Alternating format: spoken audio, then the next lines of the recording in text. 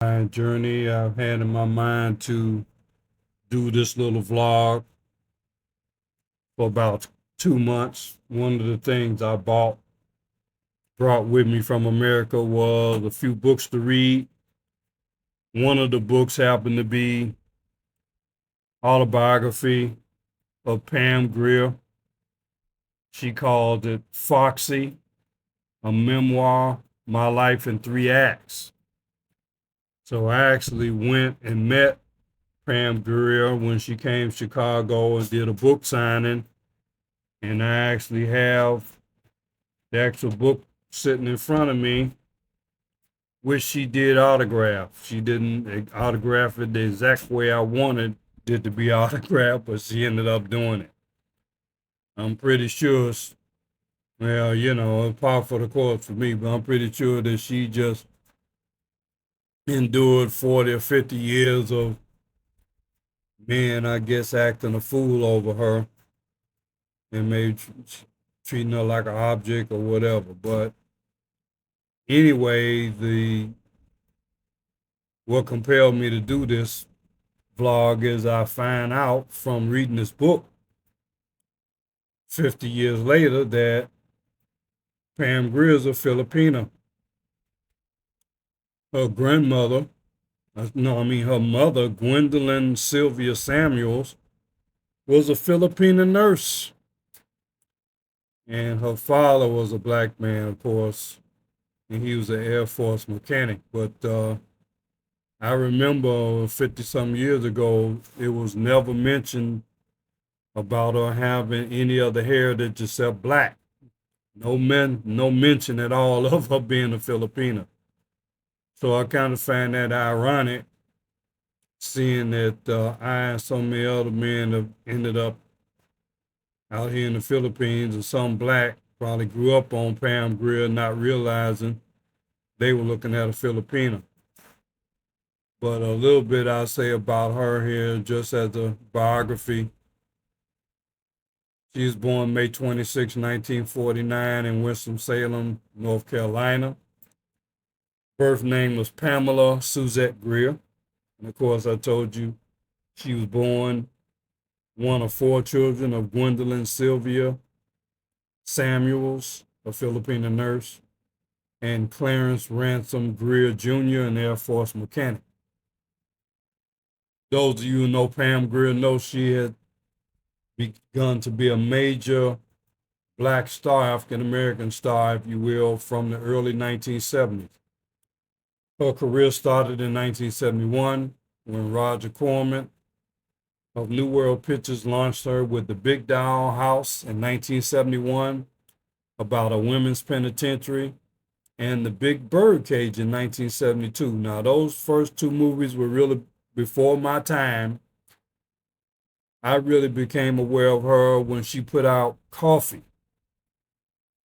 I guess based on her work with the first 2 films, that got her into a 5-year contract with Samuel Z. Arkoff. I remember that name, of American International Pictures. She became a leading lady in the films that most of you are familiar with who know Pam Grier: Coffee, Foxy Brown, Friday Foster, and Sheba Baby. And she continued on, because besides those films, she did do 2 films with Blackula as one of the victims of, the Blackula main character. During the 80s, she became a regular on Miami Vice. I guess that was like 1984. And she also played a supporting role as an evil witch in Ray Bradbury's and Walt Disney Pictures' Something Wicked This Way Comes in 1983. She returned to action as Steven Seagal's partner in Above the Law in 1988. And her most famous role of the 90s was Jackie Brown. I remember that movie. Jackie Brown came out in 1997, directed by Quentin Tarantino, which was an homage.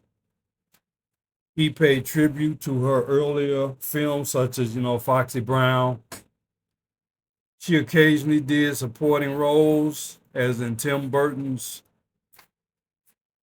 of Tim Burton's movies.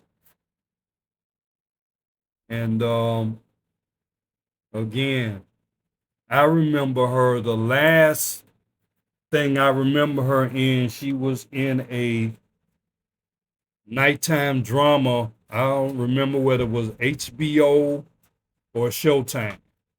Of course, she was in the series called The L World, the L Word for Showtime. And, that was about, the life of lesbian women in California.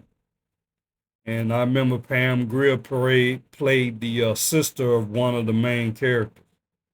And there was another picture about some black professionals that were based out of Washington, D.C.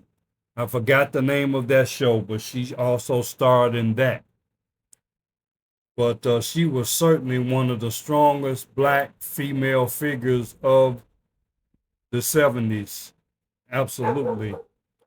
But again, did not know, was not aware that she was mixed, that she was actually the daughter of a Filipina nurse. And now that I take another look at her, as I look at her long black hair and some of her features, I say, yep, I see it. I see the Filipina in her. So I'm pretty sure if I knew that at the time, I might have made a note of it when I had a chance to say a few words to her. But if you all are interested in, again, finding out more about her, you can always get that book that I described, Foxy, a memoir. So anyway, this is Get Your Line Journey. I'm sending you this report from the Philippines. And again, I know most of you had no idea that Pam Grier was a Filipino.